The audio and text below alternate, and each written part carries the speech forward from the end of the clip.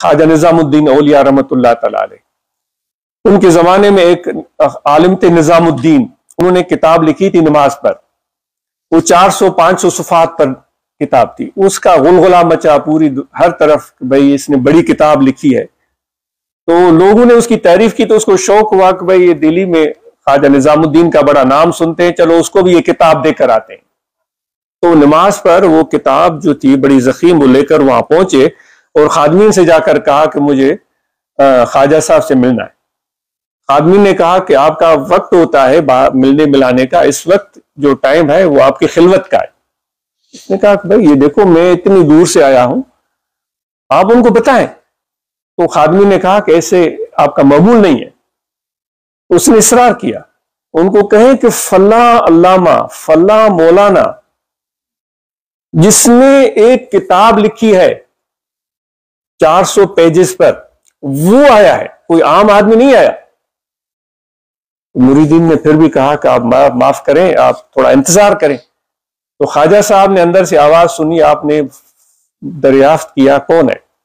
تو لوگوں نے کہا کہ عالم آئے ہیں، کتاب بڑی لائے ہیں۔ کہتا ہے میری پوری نماز پر کتاب ہے، کوئی ایک چیز نماز کی میں نے مس نہیں کی ہے، سب چیزیں اس میں لکھی ہیں، وضو، تیمم، رکوع، سجدہ، سب۔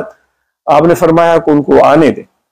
وہ آیا تو اس عالم دین نے اپنی کتاب کی تعریف کی، میں نے یہ لکھا ہے، میں نے یہ لکھا۔ آپ سنتے رہے، یہ توجہ سے سننے والی بات ہے، تو سنتے رہے۔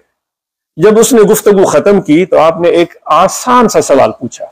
آپ نے فرمایا کہ جب تم نماز پڑھتے ہو، یہ نماز پر کتاب تو ماشاءاللہ بڑی تفصیل سے لکھی ہے، جب تم نماز پڑھتے ہو اس وقت تمہارا دھیان کس طرف ہوتا ہے؟ جب تم نماز پڑھتے ہو تمہارا دھیان، خیال کس طرف ہوتا ہے؟ وہ مولوی صاحب چپ ہو گئے، خاموش۔ آپ نے فرمایا دھیان کس طرف ہوتا ہے؟ خاموش۔ تو مولوی صاحب نے کہا کہ حضرت آپ بتائیں آپ کا دھیان کس طرف ہوتا ہے؟ خواجہ صاحب نے فرمایا جب ہم نماز پڑھتے ہیں تو ہم خدا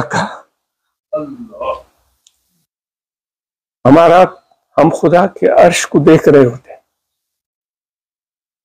خدا کے عرش کو دیکھ رہے ہوتے ہیں۔ تو مولوی صاحب چپ ہو گیا۔